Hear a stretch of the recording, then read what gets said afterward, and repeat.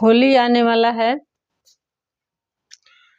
तो होली मनाइए, खुशियाँ मनाइए, अच्छी बात है। लेकिन होली का सही अर्थ जानकर मनाइए तो और अच्छी बात है। तो उस पूरी जो होली वाला त्योहार मनाया जाता है उसमें प्रहलाद हैं, हिरण्यकश्यप हैं जो प्रहलाद के पिता हैं, और होलिका हैं जो उनकी बुआ हैं। तो ये सब पिता हैं जिन्होंने वरदान मांग लिया है तपस्या करके कि मैं न दिन में मरूं, न रात में मरूं, न घर में मरूं, न बाहर मरूं, न अस्त्र से मरूं, न शस्त्र से मरूं, न कोई इंसान मारे, न कोई जानवर मारे। तो ये सब वरदान मांग लेने के बाद उनका अहंकार इतना बढ़ जाता है कि वो जिनसे वरदान लिए होते हैं उन्हीं को भूल जाते हैं, और उन्हीं को भूल करके पूरी दुनिया में ये कह देते हैं कि लोगों से कि मेरी ही पूजा होनी चाहिए और किसी की पूजा नहीं होनी चाहिए। ये वो भूल जाते हैं कि कोई मुझसे भी बड़ा है जो वरदान दिया है, और वरदान देने वाला कोई ना कोई रास्ता ढूंढ ही लेता है उसके पराजय के लिए। लेकिन ये बात भूल जाते हैं, और पूरी राज्य में तो उन्होंने घोषणा करवा दिया कि मेरा ही पूजा होना चाहिए। लेकिन उन्हीं के घर में एक नन्हा सा बालक पैदा होता है जिनका नाम अहंकार प्रहलाद है। तो वो छोटा सा नन्हा सा बालक विद्रोह करता है कि मैं आपकी पूजा नहीं करूंगा, भले ही आप शरीर से मेरे पिता हो, लेकिन मैं आपका पूजा नहीं करूंगा। मैं नारायण का पूजा करूंगा। तो अपने ही बच्चे के दुश्मन बन बैठते हैं, उसको मार देने की, जान से मार देने की सोचते हैं, क्योंकि उनको कहीं डर था, कहीं भय था कि जो मैंने पूरे दुनिया में अपना प्रचार किया है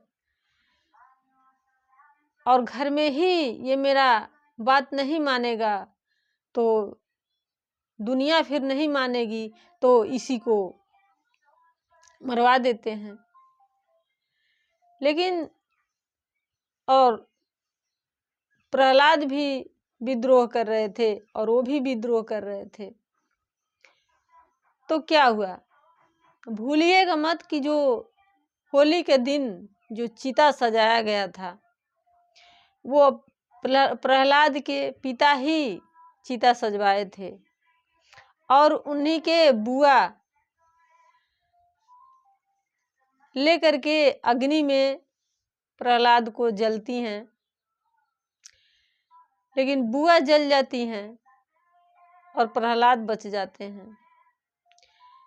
तो एक कहानी हमें हमारे तक लेकर आती है, ये हमें सीख देती है कि हम भी इस दुनिया में आए हैं तो न पानी लेकर आए हैं, न जल लेकर आए हैं, न हवा लेकर आए हैं, न सूरज लेकर आए हैं, कुछ भी लेकर नहीं आए हैं।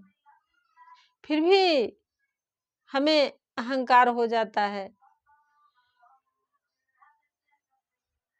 तो इस कहानी से गहराई से समझिए तो वो जो पिता हैं वो अहंकार के प्रतीक हैं, और जो वो बुआ हैं वो मन के प्रतीक हैं, और जो प्रहलाद हैं वो चेतना के प्रतीक हैं। तो ये सारी कहानियाँ हमारे भीतर ही है, लेकिन दिखाने के लिए सब दिखाया गया है। कोई कहानी सच्ची नहीं होती, लेकिन कोई भी कहानी अगर उपयोग में आ जाए हमारे, और हमारी चेतना ऊपर तक उठ सके, तो कहानी उपयोगी है, सार्थक है। तो कहानी हमें यही सिखाती है कि भले ही अपना पिता या रिश्ता में कोई भी हो, अगर गलत राह पर चल रहा हो,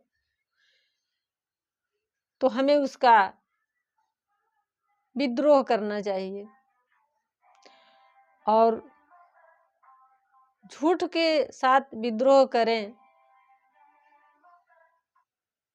अगर वास्तव में सही दिशा में बढ़ रहे हैं,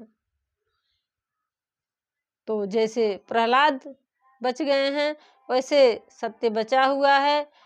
सत्य के सामने हम झुक जाते हैं, हम खड़ा नहीं होते हैं, हम हार जाते हैं। सत्य कभी नहीं हारता, और ये हर कहानी में दिखाया गया है। तो होली मनाइए, लेकिन भीतर ये भी याद रहे कि हम कौन हैं।